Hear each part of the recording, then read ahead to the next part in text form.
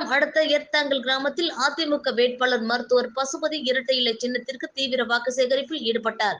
பெண்கள் மலர்களை தூவி வரவேற்றனர். வேலூர் மாவட்டம் குடியாத்தம் அடுத்த ஏர்த்தாங்கல் கிராமத்தில் அதிமுக வேட்பாளர் மருத்துவர் பசுபதி இரட்டை இலை சின்னத்திற்கு தீவிர வாக்கு சேகரிப்பில் ஈடுபட்டார். முன்னதாக ஏர்த்தாங்கல் கிராமத்திற்கு வந்த அதிமுக வேட்பாளருக்கு கிராம பெண்கள் மலர்களை தூவி மேலதளங்கள் முழங்க சிறப்பான முறையில் வரவேற்றனர்.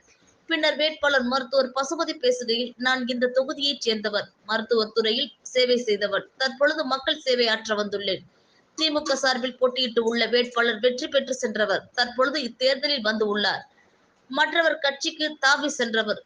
பொதுமக்கள் சிந்தித்து இரட்டை இலை சின்னத்திற்கு வாக்களியுங்கள் என்றார்.